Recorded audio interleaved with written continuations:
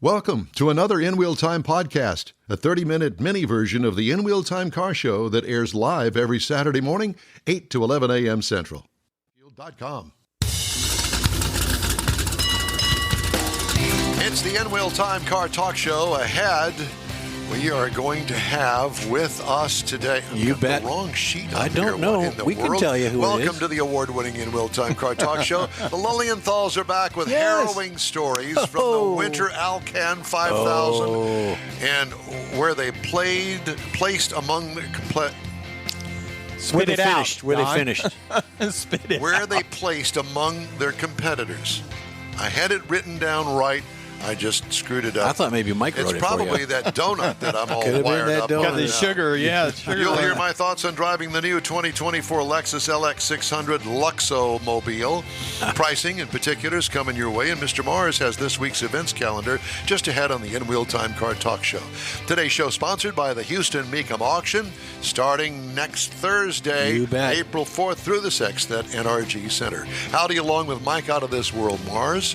We always need more Jeff Zeke, and I'm Don Armstrong. Glad you could join us today. And look who's back from their big trip up north. Andy and Mercedes Lilienthal. Yay. How y'all doing out there? Good. Hello. Great to be here again. Yes, it's good to have you. Let me ask you this. How did it go to the Alcan 5000? I went really well. We ended up actually winning our class. Thank you. Yeah. Yeah. But you still got your coats on, so you I must have know. got really, really cold up there. Haven't thawed out yet. We almost were going to wear our hats and our down parkas just because, but Just cause, yeah. Okay, so let's, for those that don't know, let's explain to everybody what the Alcan 5000 rally is. Yeah, it's a 5,000-mile time-speed distance rally, a road rally that starts just outside of Seattle, Washington. And this year's route took us up to Yellowknife in the Northwest Territories, cut over to Whitehorse in the Yukon, took us up to Fairbanks. We drove all the way up to Coldfoot, which is halfway to Prudhoe Bay on the Arctic Ocean, then that finished part was optional. down to Valdez, Alaska, and then finished in Anchorage in time for the Iditarod. All in 10 days. My God. Wow. Was there any sleep to be had by anybody? Yeah, about that much. Yeah, I mean, so I will say this year we were mid-pack in terms of our number. So you start out on your number. So in other words, each morning, let's say the first car out's at 8 o'clock. So if you're car 1, you're out at 8:01. Well, we were car 15, so we're out at 8:15. So we generally get in a little earlier than when we were car 39, say, in 2020. Right. And we might want to talk about what a time speed distance rally is or a TSD rally is, because people might think of stage rally. Yeah, it's basically it's precision driving. It's accuracy. It's not how fast you get there. It's how accurately you get there. So like golf, With the you want a score of 0. So if you go through a checkpoint early or late, you're penalized. So being accuracy in the driving, that means Mercedes did all the driving. I did all, yeah. She did. Listen, I was a driver. I did all the navigating. Trust me, the navigator has all the work. The driver just, steers and accelerates and brakes. So, On ice and snow, though. So Yeah. I mean, he had a challenging enough time as it was. yeah. And the joke, of course, is that the navigators always know where we're going, and the drivers all at practice were like, "Where are we going?" I don't know. And the Yeah, navigators all know. If this is my map, if you can kind of see, probably not because the screen, you never know, but this is my map. So we ran what is called the SOP class, or the seat of pants class, which basically means we have a stock odometer. We are in this rally organization, we're allowed a GPS odometer. I always went to the 100th, and that basically was it. And I had a child's calculator. It's like bright lime green. It's huge. So if I'm bouncing around the road, I can just hit it, and I'm not going to be accidentally hitting like a 3 if I wanted to hit a 2 or something like that.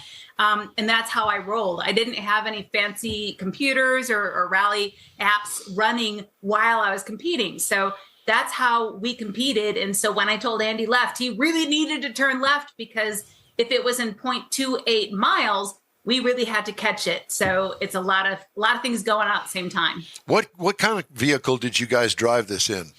We did it in a 2024 Ineos Grenadier. That's a brand new company and a brand new vehicle. How'd it do?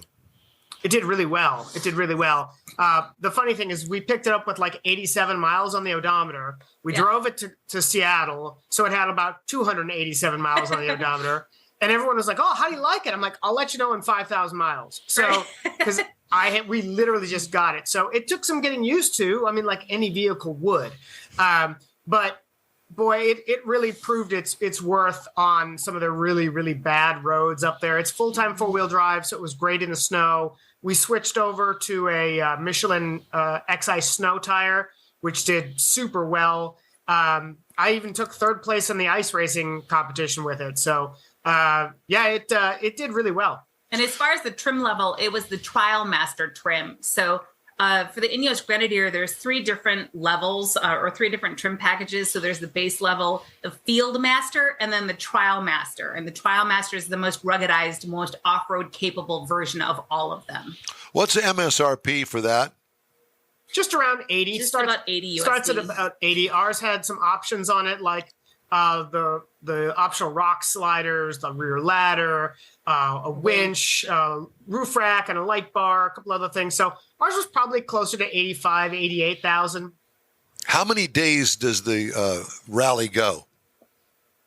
It goes 10 days of competition. 2 of those are what they call sort of optional days, where you can either go do something. It's called an extreme control that will allow you not to have points added. So one of the days, for instance, you can go to Coldfoot, Alaska, which is a 500-mile round trip from Fairbanks, and then to get fuel and see the Arctic Circle, which is, we were probably one of the first Grenadiers, if not the first Grenadier, to get to the Arctic Circle. One of 2 in the United States. So, but yeah, it's 10 days, so it's intense. You have a competition in the morning, and then up to a 650-mile drive day. And there might be another one at the end of the day. Wow. Right. And then the other extreme control was we ended up doing both of them. We had ice racing, as Andy had alluded to, on the ice slaloms on Great Slave Lake of all places, where that was held. And then in the afternoon, we did both optional extreme controls, where one of them was an ice road called Dutta Loop, which is just outside of Yellowknife to get back into Yellowknife, but then also a long haul road to get to the start of another ice road called the Ingram Trail, which that might sound familiar with some folks because the Ingram Trail is where Ice Road Truckers is filmed. Yeah. So that was pretty neat. Well, we're rolling the pictures that you sent Mike while you're talking. So those are very, very cool pictures. How many other vehicles were competing in the entire event?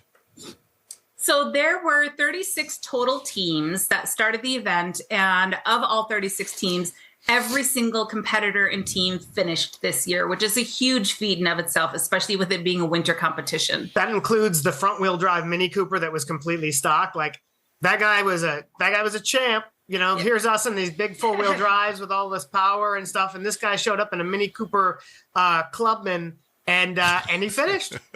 Oh, God.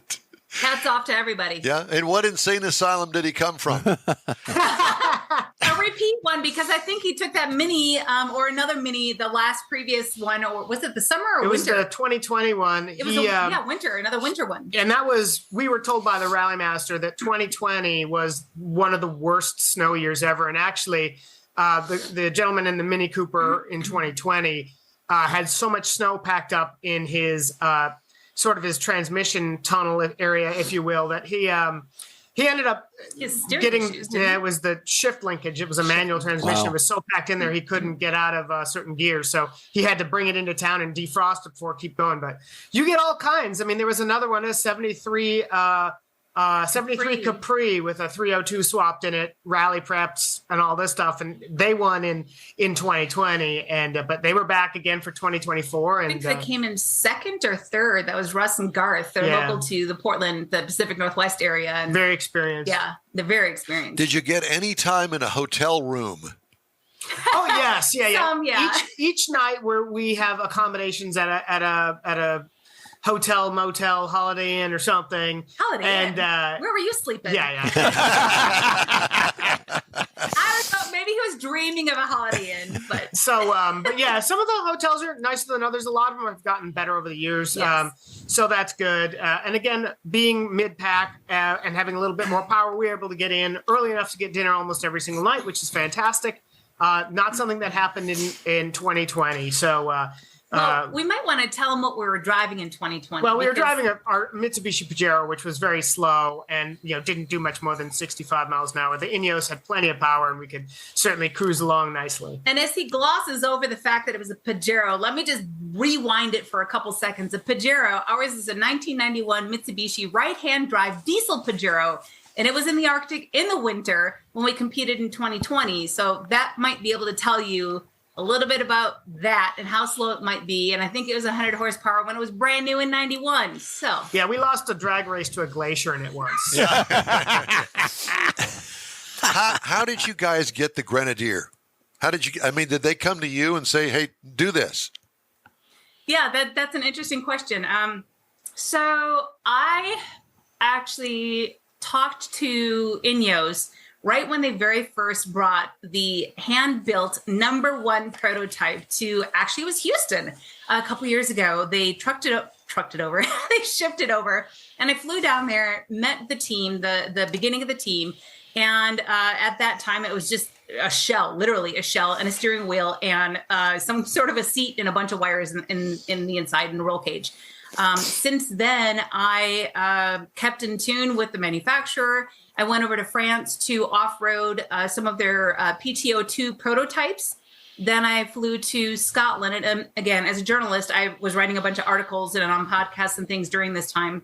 And last year, in 2023 in Scotland, I drove the European diesel and petrol specs in Scotland off-road and on-road for their global launch.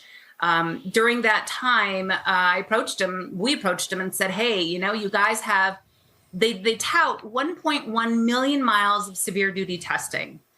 So we said, you know what? How about 10,000? How about 5,000 more? How about 5,000 more miles in a competitive fashion in the new, not the New World, but I mean, in North American Arctic. And they said yes. See what they say, and see what they say. Well, I mean, that doesn't surprise me. And considering y'all's experience and journalism and prowess on the track and off-road, I would say, yeah, let's get the thing over there to these guys and let them do their thing. So where is the car now? It's currently at Ron Tonkin Gran Turismo, which is the Ineos dealer for the Portland metro area. And it's on display on the showroom floor last we heard. So I hope they didn't wash it. No. So they actually asked us not to wash it because it's on display. We may do a presentation for some local Ineos owners. Soon. And they said, don't wash it. So we even told the folks at Alaska Auto Transport, who they usually want the vehicle washed so they can see if there's any imperfections so they don't get, and we told them, like, we don't want to wash it. And they're like, that's fine. So yeah, no, it's good and dirty. Yeah, they made exception for it. I mean, they took over 100 and some photos.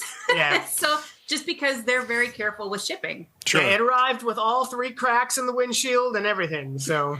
Well, that's understandable. I mean, with what you guys put that thing through, I can certainly understand that. Are you ready to make your personal appearance with the vehicle in the dealership showroom? Oh yeah, absolutely. We definitely are. We'll probably share some photos and some video and some stories of the road and just talk about how well it did and how we didn't freeze to death, which is always good. Yeah. I want to know if he pulled any shenanigans like, hey, go check that tire, and as he's getting out, you drive off. Yeah. Anything like that? Kind of, but no. Andy just finished. We've got a YouTube channel via our automotive brand called Crankshaft Culture. And via Crankshaft Culture on YouTube, Andy just finished loading the last video short that we have. When we were competing as a navigator, I do have a little bit of time to create some social media content. So I was posting daily reels and daily updates that were pretty extensive on Instagram. And then I flooded out to all the different social channels via Crankshaft Culture. So he posted all the day-by-day happenings video-wise. So if you are interested just to get a visual snapshot of all the videos, check them out on YouTube. They're quite entertaining. And what do we look up? Crankshaft Culture? Yes. Yeah, go to YouTube and just look up Crankshaft culture. Gotcha. Okay. I want to know, at the end of the event, did y'all have a big party? Sort of. Yeah. We, it was, so we finished in Anchorage, stayed at the hotel Captain Cook, which is a very nice establishment in Anchorage. It was all valet parking, which nobody really knew. So there was no parking lot. So that was interesting, trying to offload all of our gear. Tons of gear. And there was an award ceremony, and it was at a very nice part of the hotel. Yes. So it was good to have taken, gotten first place in our class of 17 vehicles, which again was the largest of the classes because there were 36 total teams. Well, and to see everybody finally in one spot, I think everybody was just so deliriously tired. But it was just fun. It was just fun to hang out and then just kind of go, oh my God, we're finally done. Yeah, the camaraderie is so first class at this event. The unfortunate part is there's just not enough time to really hang around with people. So, at the end of the event, you can a little bit and so on. But yeah. Man, it sounds like tons of fun. So have you got it lined up to do again next year? We have. We've already signed up. So they're doing it a little bit different every now and then. They kind of need a catch-up year. So it's usually every 2 years, kind of like the Olympics, and it alternates summer and winter. So they're actually going to do a 2025 summer rally and then a 2026 summer rally to catch up, keep the schedule on check. So there's going to be 2 summer rallies, and we already put our name in for 2025. So. And who we partner with? Not sure yet. Stay tuned. We don't know. So hey, it may be the in-wheel time team. You don't know. Yeah, there you go. Mike will help you drive. Yeah, and I will tell you this: that if we joined you, you would not make it past the 200-mile mark. There's no doubt about that. No. First stop at Buc-ee's and it's over with. Yeah. We carry too much gear. We'd weigh you down. If you think you got gear, you ought to see us when we move. Yeah, well, when we do a remote broadcast. And then you got to stop and pee. So now what's next for you guys outside of the rally stuff? Are you actually still employed, Andy? Mercedes and I have our own business, and we do writing and marketing and PR, that kind of stuff, for a whole host of clients in the off-road and outdoor industries. So it keeps us busy. Definitely employed that way. Lots of busy things to do, including this weekend. But what's next for us? We're actually, believe it or not, we're flying to Texas here next week. Going to be out in East Texas for a little while during the eclipse. And then we head up to Wisconsin for a few days for a family visit. And then we're, believe it or not, driving back from Wisconsin to Oregon. And then we've got a few things going on this summer that I think you guys will be probably pretty interested in. But we're sort of sitting on that one right now. We got to tease them. I want to know about this Wisconsin connection. Oh, family.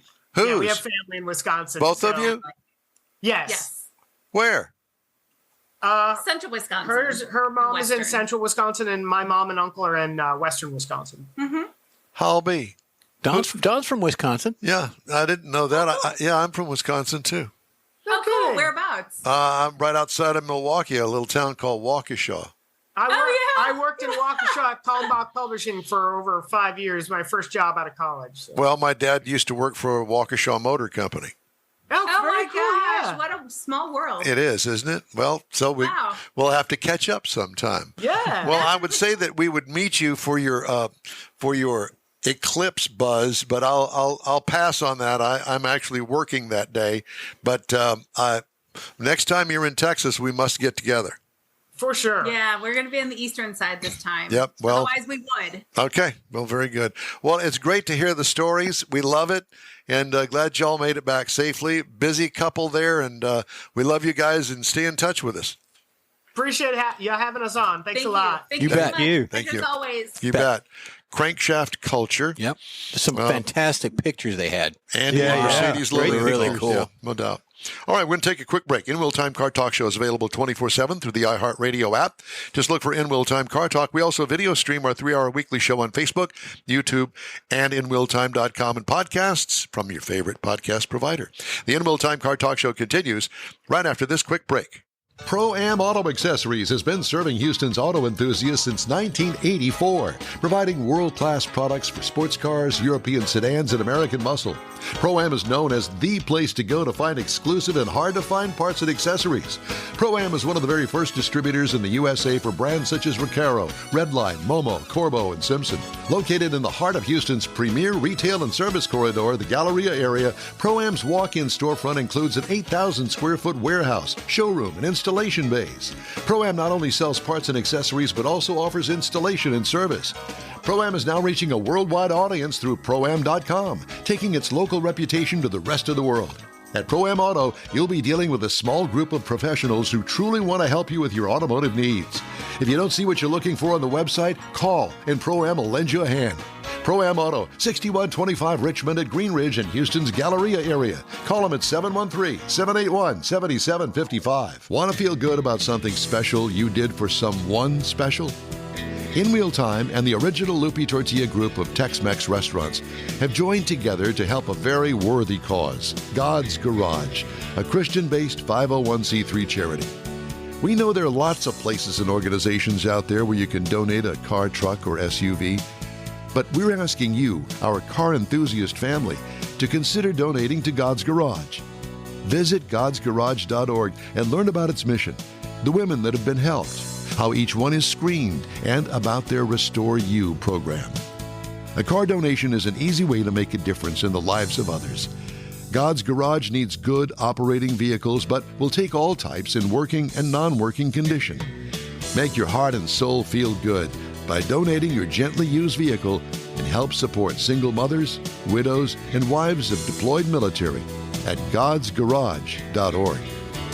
Mecum Auctions, the world's largest collector car auction company, returns to Houston, Texas, April 4th through the 6th at NRG Center, featuring 1,000 muscle cars, Corvettes, trucks, customs, and more.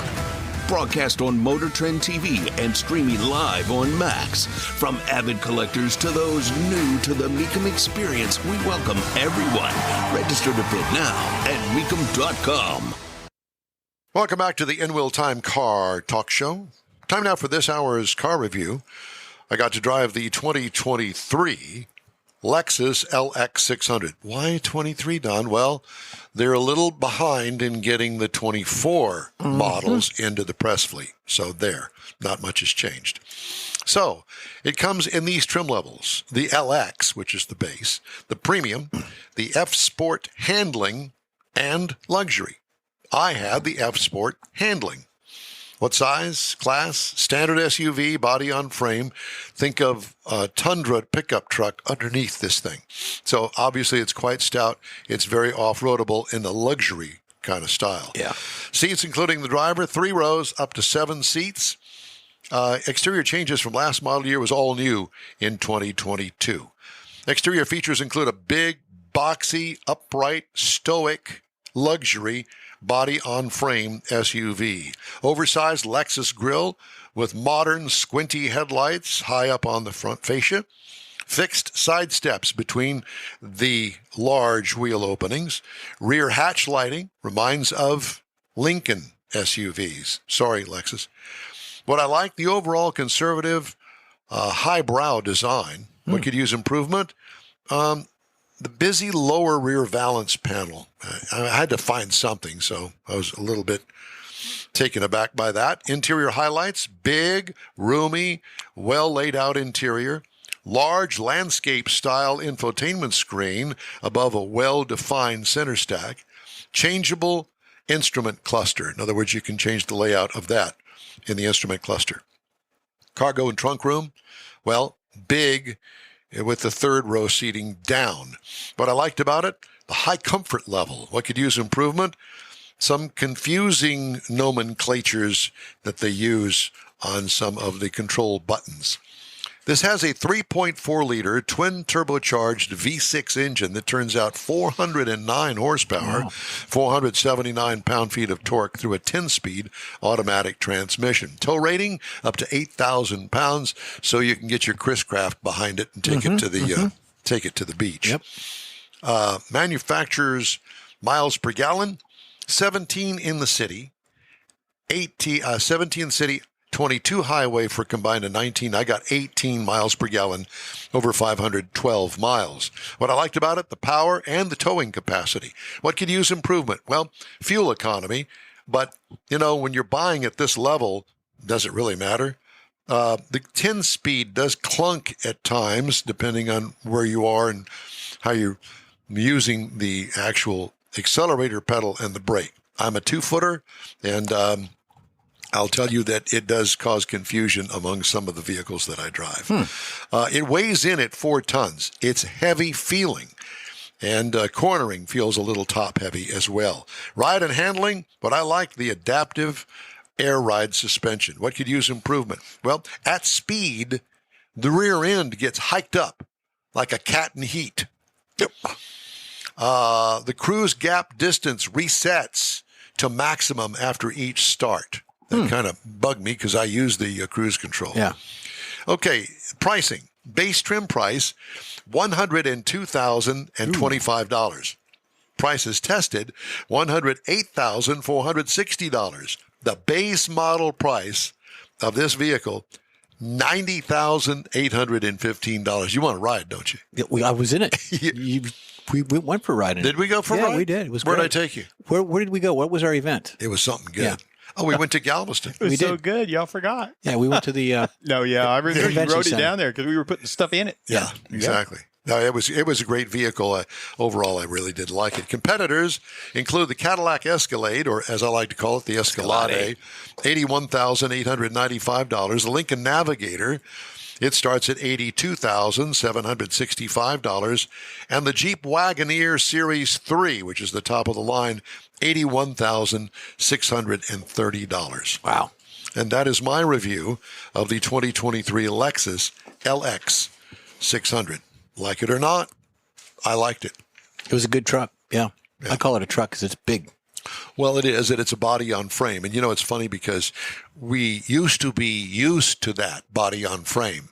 You don't find too many of those left anymore. No, there's not. It's everything is a crossover, which is basically unibody construction, generally speaking, from a car. And using the frame of the Tundra, that is stout to begin with. Correct. All right. If you'd like to get in touch with us, shoot us an email. The address here is info@inwheeltime.com. We're back after this quick break. The original group of Lupi Tortilla restaurants will have you telling your family and friends just what the original recipes mean when it comes to the best fajitas in Southeast Texas. Founder Stan Holt invites you to visit the original Lupi Tortilla near I-10 and Highway 6. Here's the original house that inspired the design of all the rest and the original charm that helped make Lupi Tortilla the go-to destination for Houston Tex-Mex. Speaking of original, nothing can compete with the original lime pepper marinade that everyone will agree makes Lupi Tortilla award-winning beef fajitas the best anywhere. Lupi Tortilla Katy is another location that gives you the same quality and service Houstonians have come to expect at Lupi's. It's located just off I-10 and the Grand Parkway at Kingsland Boulevard in Katy. Find yourself in Aggieland? Head to the Lupi Tortilla in College Station, located just around the corner from Kyle Field. It's a great place to enjoy those famous frozen margaritas before or after the game. Headed east to Louisiana, stop in at the Lupi Tortilla in Beaumont. It too's on I-10. You can't miss it. The original group of Lupi Tortilla restaurants invites you in for the best Tex-Mex anywhere. You own a car you love. Well, why not let Gulf Coast Auto Shield protect it? Houstonian John Gray invites you to his state-of-the-art facility to introduce you to his specialist team of auto enthusiasts. We promise you'll be impressed. Whether you're looking to massage your original paint to a like-new appearance, apply a ceramic coating, install a paint protection film, nano-ceramic window tint, or new windshield protection called ExoShield, Gulf Coast Auto Shield is where Houston's car people go. Curbed your wheels? Instead of buying new, why not have them repaired? How about a professionally installed radar detector? Gulf Coast Auto Shield does that too. Get a peek inside the shop and look at the services offered by getting online and heading to gcautoshield.com. Better yet, stop by their facility at 11275 South Sam Houston Tollway, just south of the Southwest Freeway, and get a personal tour. Gulf Coast Auto Shield is your place to go for all things exterior. Call them today, 832-930-5655 or gcautoshield.com. That's it for this podcast episode of the In Wheel Time Car Show. I'm Don Armstrong, inviting you to join us for our live show every Saturday morning, 8 to 11 a.m. Central on Facebook, YouTube, Twitch, and our InWheelTime.com website.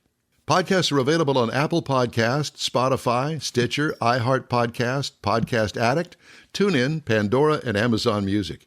Keep listening, and we'll see you soon.